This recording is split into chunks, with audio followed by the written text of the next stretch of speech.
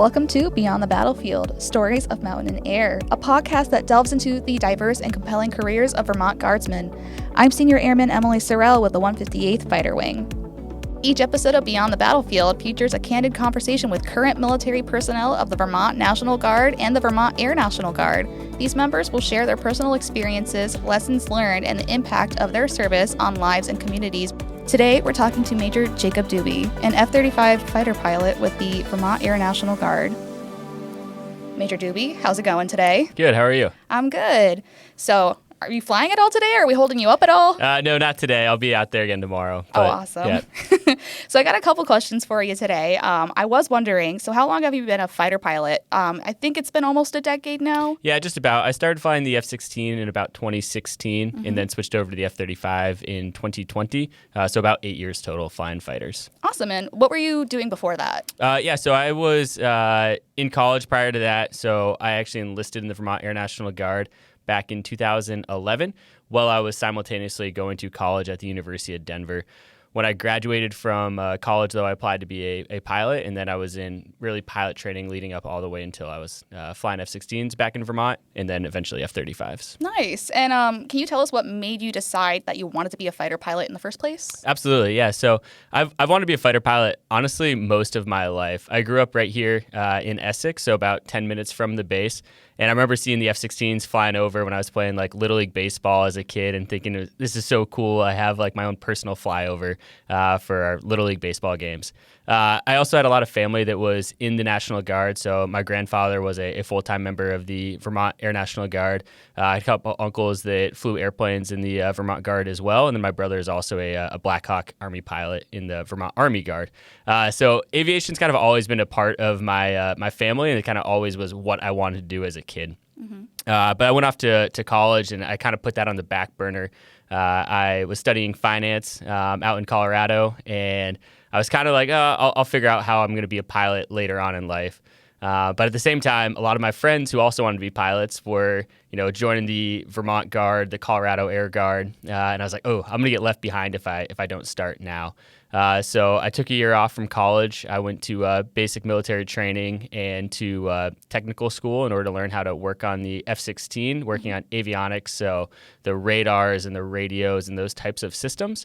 And then eventually was able to come back, then go back, finish up school, and then get selected to be a pilot here. I love that. So it sounds like you went from being a finance bro to a fighter pilot bro. And honestly, there was another pilot I was speaking to. I only know his nickname, Arrow. Yes. You guys kind of have a similar experience. You grew up here and you wanted to become this, and seeing it growing up, it just must be so heartwarming for you, that you actually were able to do it. It's pretty impressive to me. And the other question I had, from what you were just telling me, what is the training like to become a fighter pilot? I know you said F-16 and you went to F-35. Did you do two separate trainings for that? Yeah, absolutely. So the training starts a little bit further back. So the first step is that you're going to go to officer training school. So to be a pilot in the Air Force specifically, you have to be an officer. So first you'll go to officer training school, which is at Maxwell Air Force Base down in Alabama. It's about 8 weeks long. From there, you'll move on to your first step of pilot training. From start to finish, it's roughly about a 3-year process. So you'll start out really just doing academics, learning the basics about aeronautical engineering, about weather, and about how airplanes actually work. And then you'll finally get into a simulator. And after about 3 or 4 weeks of that, you'll finally get into the air flying your first airplane.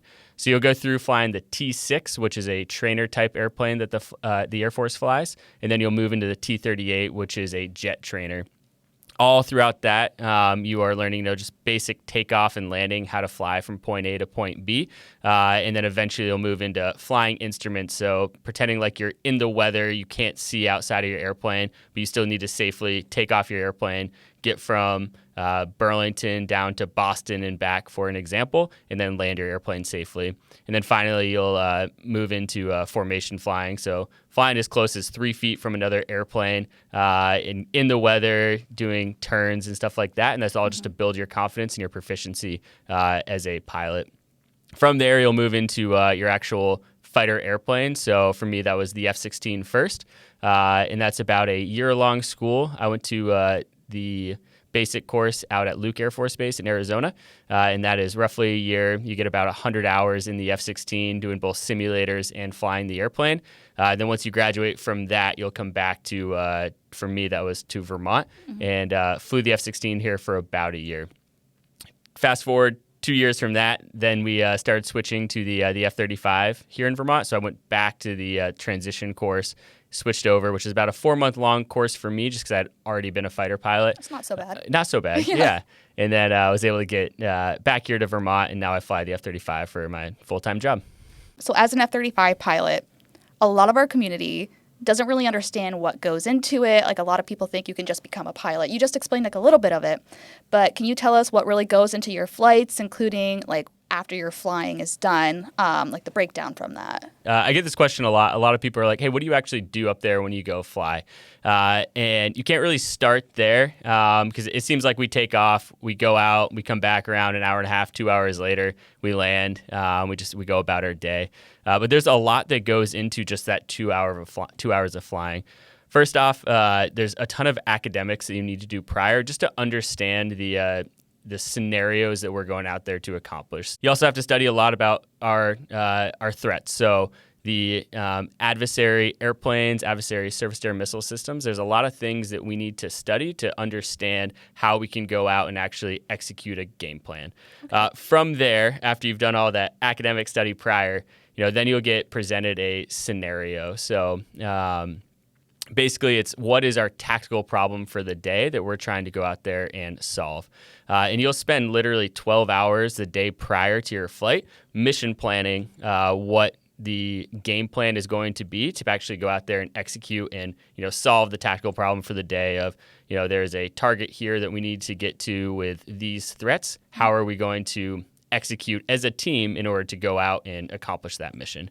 Once you've gone through all of that mission planning process the day prior, the next day you'll come in, you'll brief for about 2 hours prior to your flight. So basically what that is, hey, we're going to do a walkthrough of the game plan. We're going to talk about everything that we need to do, what each person is responsible for in order to go out and execute, and then answer any questions and make sure we're all on the same page prior to actually walking out the door and going to fly. Then for the very short 2 hours that we actually are up in the air, we're executing that game plan that we just briefed. And then we'll come back, we'll land. And unfortunately or fortunately, the day doesn't really stop there. Typically, we'll still debrief for a handful of hours. It could be as short as an hour or two, depending on if it's a basic mission set, or even sometimes the debrief will last longer than the entire brief and flight combined, and you'll be there for about 6 or 7 hours debriefing a very complex mission. And what we're doing is we're basically recreating and watching everything that we did. So an easy analogy for that is, after a football game, the team dissects the tape. They watch everything again that happened. We do the same exact thing. So everything that we do in the F-35 is recorded. And so we'll go back and we'll be like, hey, this is the decision you made at this time. Why did you do that? And then the person will answer, I did it for this reason or that reason. And then we'll figure out, was that a good choice or not? And if it's a good choice, I'm like, hey, that's what you should be doing next time you see a similar scenario. Or if it was a bad choice and somebody simulated died out there, be like, hey, maybe you should think about doing this instead. And we'll come up with our lessons so that next time when we go out and execute a similar scenario, we can hopefully win, if that makes sense. No, it does make sense. So, coming from security forces, a lot of the use of force scenarios that we do, it's being able to articulate the decisions that you made. And it seems very similar to that on probably a much more complex level. And it does seem like a lot of work, but it does make sense. Being a very, very complicated aircraft, I've got to understand here too, what sets the F-35 apart from other aircrafts? While you're training, I know a lot of people will say an F-35 definitely will not win against an F-16 in a dogfight or something, but it's so far away by the time it detects this, that it's just not, it's over before it started. So like, can you kind of delve into that? Yeah, absolutely. And so that's a very common question of, hey, I hear an F-16 will beat a F-35 in a dogfight. The F-35 has a lot of very advanced sensors, and it's also a stealth fighter jet. So the only two stealth fighter jets that the Air Force has is the F-35 and then the F-22. And what that does, just in a general sense, it makes it difficult for other radars to be able to detect the F-35. So no, we're not an invisible airplane, but the whole point is to delay the detection. And so in your example, if I was to go out and fight an F-30 or an F-16 from a far distance away, ideally I would be able to shoot that F-16 and then shoot him again before he even sees where I'm at, before we even get to a dogfight, quote unquote. Yeah, it's pretty fascinating. Yeah, absolutely. So the stealth is definitely something that sets the F-35 apart from other airplanes. Additionally, just all the supercomputers on the airplane.